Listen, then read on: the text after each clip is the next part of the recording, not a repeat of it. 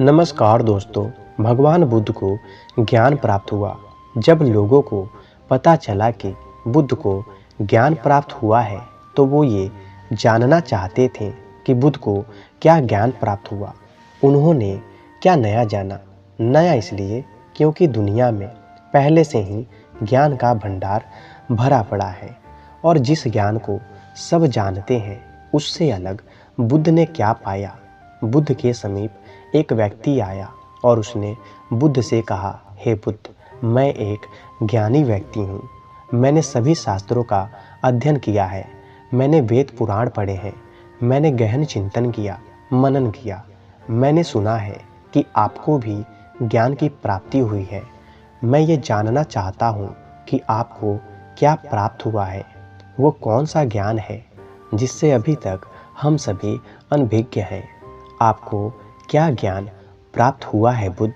बुद्ध मुस्कुराए और बोले, मुझे कुछ प्राप्त नहीं हुआ है, बल्कि जो मेरे पास था वो भी मैं खो चुका हूँ।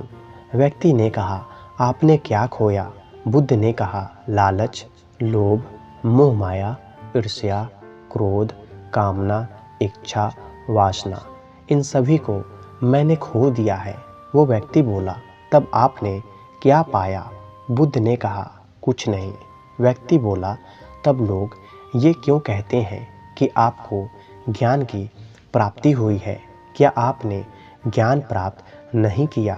बुद्ध मुस्कुराए और बोले, मैंने ज्ञान प्राप्त नहीं किया।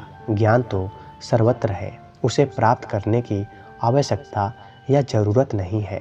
मैंने केवल अपना अज्ञान खो दिया है। अज्ञान खोने पर क्या बचता है? व्यक्ति बोला, अज्ञान नहीं होगा तब ज्ञान बचता है।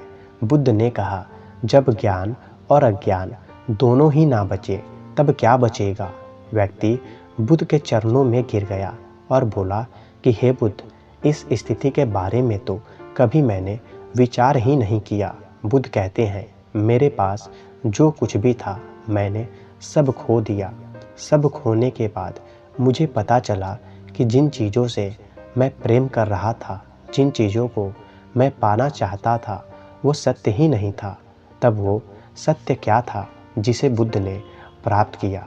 बुद्ध कहते हैं कि मैंने सब कुछ खो दिया तो मुझे ज्ञान दिखाई दिया, लेकिन इसके उल्टे हम सब कुछ प्राप्त करना चाहते हैं। बुद्ध खोने की बात करते हैं और हम प्राप्त करने की बात करते हैं। हम ध्यान करते हैं ज्ञान प्राप्ति के लिए, लेकिन क्या हम अपने आप को अज्ञानी मानने के लिए तैयार हैं? क्योंकि जो ज्ञानी है उसे ज्ञान प्राप्त करने की क्या आवश्यकता है, क्योंकि वो तो पहले से ही ज्ञानी है। और एक समस्या ये भी है, हम अपने आप को ज्ञानी मानते हैं और ज्ञान भी प्राप्त करना चाहते हैं। ये कैसे संभव है? ज्ञान तो उसे ही प्राप्त हो सकता है जो अज्ञानी हो।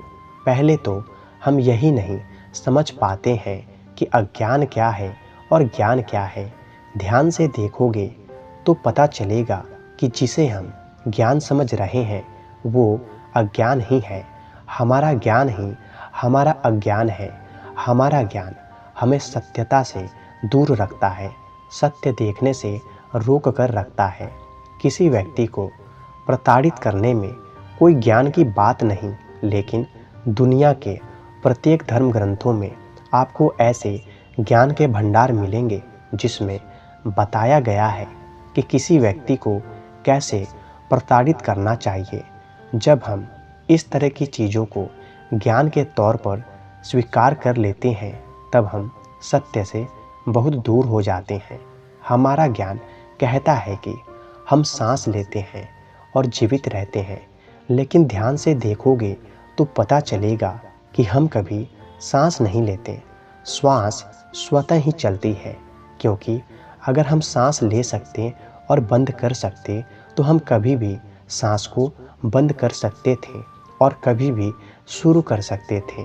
तब कोई मुर्दा ना होता, और मुर्दा होता भी तो मुर्दे भी सांस लेते।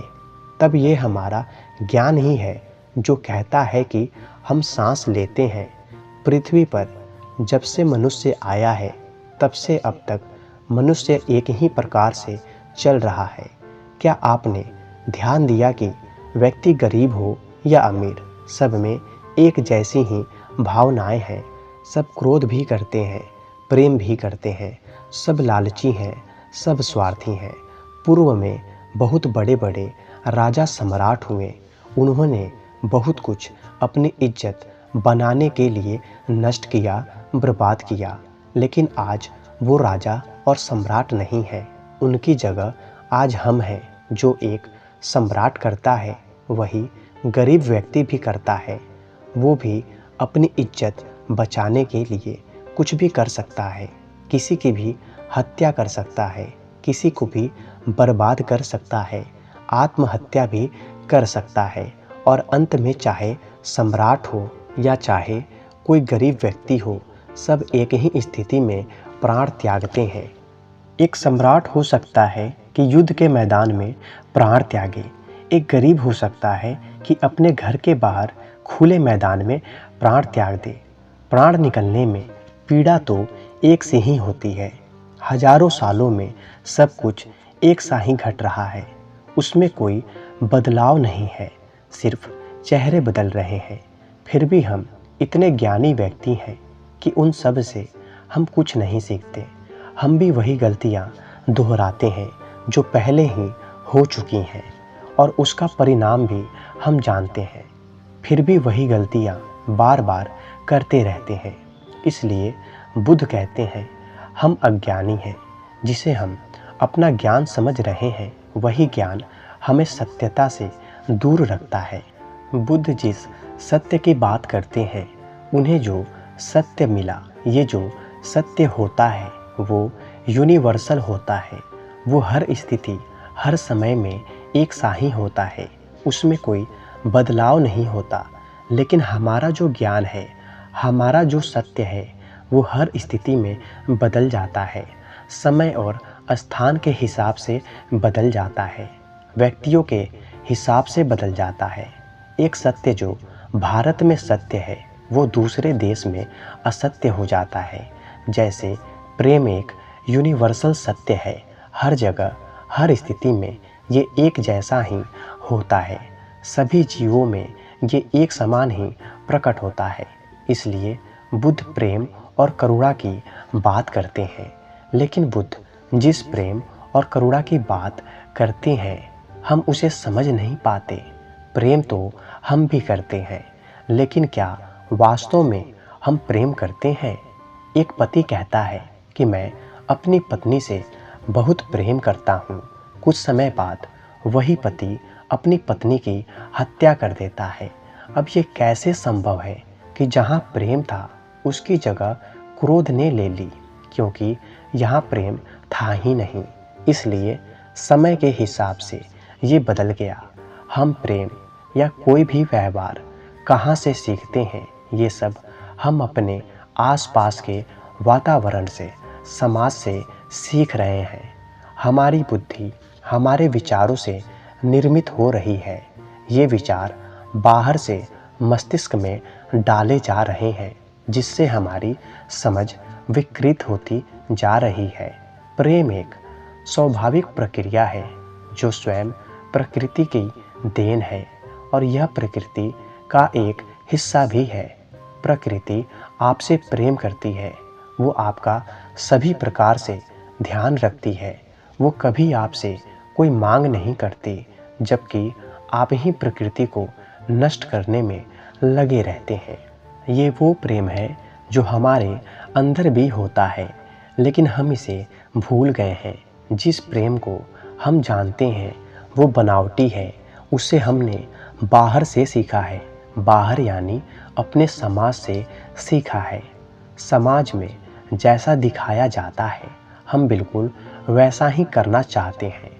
हम वैसा ही प्रेम करना चाहते हैं। हम नकल करना चाहते हैं।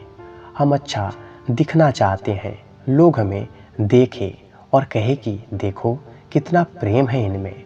वास्तव में जो सत्य है वो बहुत दूर नहीं है, बिल्कुल हमारे पास ही है। वो हमारे अंदर ही है। हमने अपनी आँखों पर पट्टी बांध रखी है। हम देखना ही नहीं चाहते, या यूँ कहें कि हम इतने व्यस्त हैं कि हमें ये सोचने का समय ही नहीं है कि हम रोज़ जो कर रहे हैं उससे हटकर कुछ और भी हो सकता है। अपनी सामाजिक बुद्धि को छोड़ दें।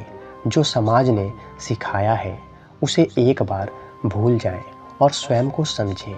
आपके सबसे नज़दीक आप खुद ही हैं।